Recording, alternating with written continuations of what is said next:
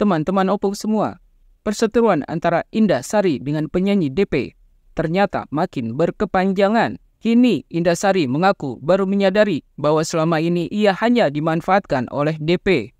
Padahal menurut Indasari, ia hanya melakukan apa yang diminta oleh DP. Tapi setelah ia melakukannya, kenapa DP justru malah menyerangnya? Kini perseteruan tersebut malah berakhir dengan adanya somasi dari Indasari kepada DP. Dan Indasari juga berencana akan membuat laporan untuk DP.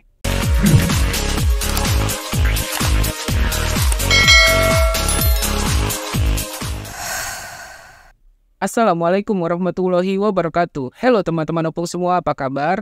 Pastinya kalian harus selalu dalam keadaan sehat ya, seperti aku di sini. Agar kalian bisa terus menyaksikan channel ini, Opung SG Channel. Dan tak lupa juga sebelum kita memulai pembahasan kali ini, aku mau ingetin kalian untuk subscribe buat yang belum subscribe channel ini ya. Dan jangan lupa juga untuk komen, like, dan di-share video-video yang ada di channel ini. Terima kasih. Hubungan antara Indasari dengan penyanyi DP yang dulu diketahui begitu sangat dekat dan akrab, kini sepertinya sudah mulai merenggang. Dan sepertinya juga hanya tinggal kenangan. DP sendiri sempat mengungkapkan kekesalannya kepada Indasari karena ia merasa Indasari ini sudah mengumbar aib kekasihnya ke hadapan publik. Menurut DP, seharusnya Indasari ini hanya melaporkan, hanya memberitahukan apa yang dilihatnya tentang kelakuan sang kekasih hanya kepada DP, bukan malah diumbar ke podcast-podcast. Menanggapi hal tersebut, Indasari juga rupanya tak mau tinggal diam. Dalam sebuah podcast di Ray-Ban, Indasari akhirnya memberikan klarifikasinya. Awalnya, Indasari mengungkapkan alasannya memberikan somasi kepada DP sebelum akhirnya ia akan membuat laporan. Hal tersebut, kata Indasari, karena ia merasa nama baiknya sudah begitu dicemarkan oleh DP. Indasari juga menyindir DP yang katanya suka menggunakan jasa dukun atau paranormal atau orang pintar. Kini Indasari malah merasa kalau DP ini sudah menginjak-injak harga diri dan kehormatannya. Indasari juga berpikir kalau selama ini ternyata ia hanya dimanfaatkan oleh DP. Kata Indasari dalam ceritanya, DP ini dulu sering menghubungi dirinya sebelum marahan ya. DP ini sering menghubungi dirinya untuk minta ditemani ketika dia sedang galau. Padahal, kata Indasari, ia juga memergoki kelakuan kekasihnya DP ini justru atas permintaan DP sendiri. Indasari mengatakan saat itu ia juga sedang ada pekerjaan di Pulau Bali. Tapi DP malah bilang kalau Indasari ini tega meninggalkannya di Jakarta. Tapi tiba-tiba saat itu DP justru mengabarkan kalau kekasihnya juga sebenarnya sedang berada di Bali. Dan saat itu juga DP meminta tolong kepada Indasari untuk memergoki, mengikuti, menyelidiki apa saja yang dilakukan oleh kekasihnya ini di Pulau Bali.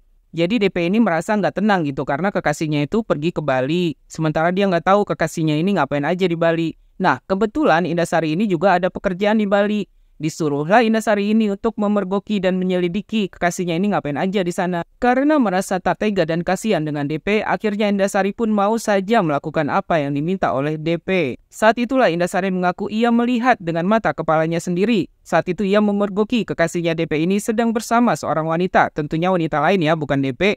Dan mereka sedang berpelukan di sebuah klub malam. Indasari mengaku ia tidak sempat memotret ataupun memvideokan kejadian itu karena ia keburu ketahuan oleh kekasihnya DP ini.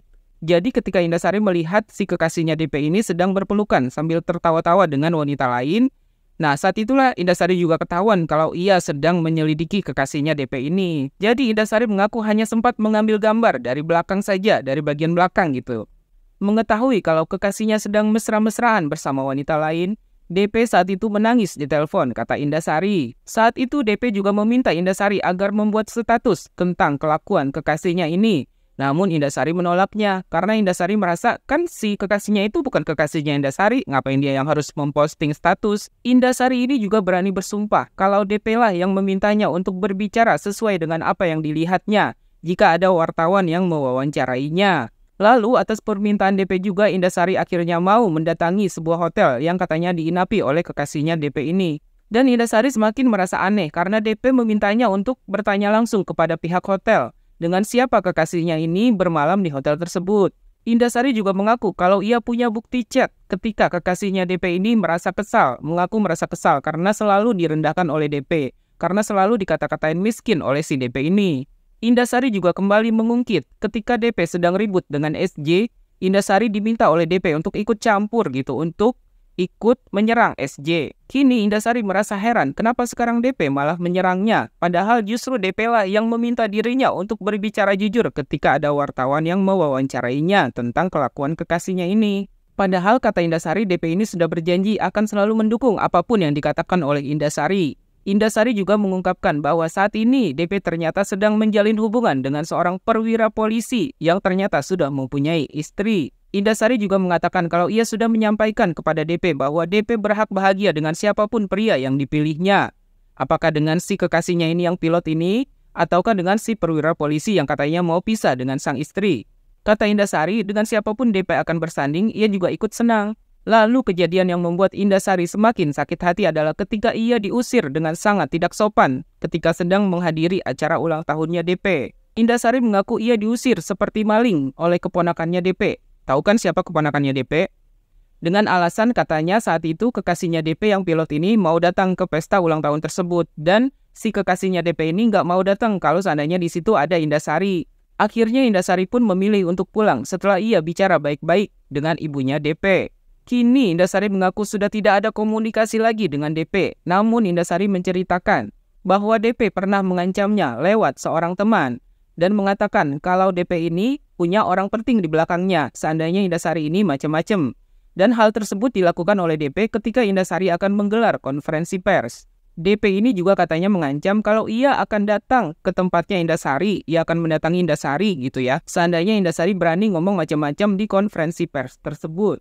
Siapa di belakang saya, dia nggak tahu siapa di belakang saya. Katanya kan punya kerjaan situ. Kok kerjanya live aja? Live-nya itu mending kalau misalkan live jualan masih mending. Karena itulah Indasari mengaku ia siap melanjutkan untuk membuat laporan kepada DP terkait kejadian yang sudah dialaminya, termasuk ancaman-ancaman yang dibuat oleh DP. Indasari juga bercerita kalau setiap kali live, DP ini sering sekali merendahkan orang lain. Ini live-nya ngatain orang, ngatain si A, si B, si semua dikatain. Dia merasa paling hebat, paling besar, paling tinggi, paling segala-galanya.